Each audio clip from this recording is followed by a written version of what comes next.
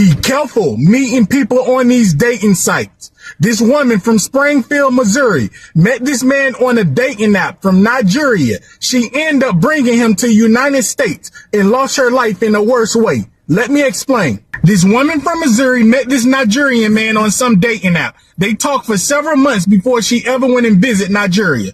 This woman fell in love with this Nigerian man over the phone. She loved the way he looked. She loved the way he talked. He was very respectful. She knew she wanted to marry this man. So this woman ended up getting a passport and a visa and traveling to Nigeria for 4 days. When she traveled to Nigeria, this man was everything she thought he was. He was nice looking. He was very respectful. They stayed in a hotel for 4 days before she traveled back to America. A year later, she traveled back to Nigeria and she married this man. And then she applied for him to come to U.S. After this woman applied for a spousal visa for her husband from Nigeria to come to U.S., it took them almost 4 years, but she visited Nigeria 3 times. When her husband finally made it to United States, she was very happy. Everything was going perfect. Within 6 months, she became pregnant.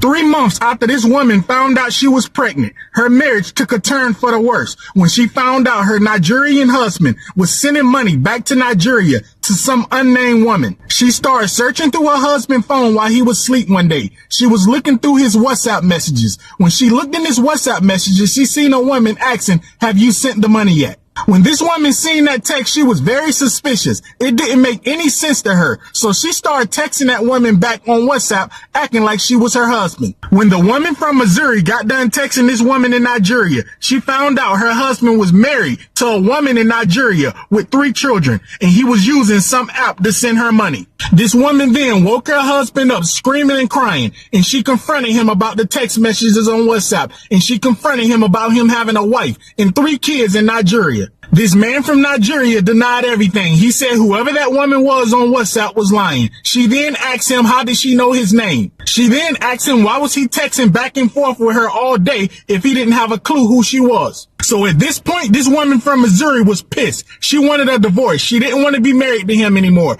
And she told him she's going to find whoever she needed to talk to and tell them this marriage was a scam and you was married in Nigeria with 3 kids. This woman from Missouri said she want him deported out of the United States. And she said she's going to do whatever it takes. When she told this Nigerian man she wanted him deported and she's going to do whatever it takes, this man snapped and he beat her and dragged her into the kitchen and pulled a sharp object. This woman was stabbed over 40 times. Her body was left to rot for 3 days before law enforcement did a welfare check on her house when her mother couldn't get in contact with her and her mother called law enforcement. Something told her to start checking on her daughter. She didn't feel something was right. Her and her mother didn't have a good relationship because her mother was against her going to Nigeria, marrying a man. It took them 4 months to find this man and charge this man with taking his wife's life. Be careful when you meet people in other countries. Some of these people still have families. You don't know what their real intentions is with you.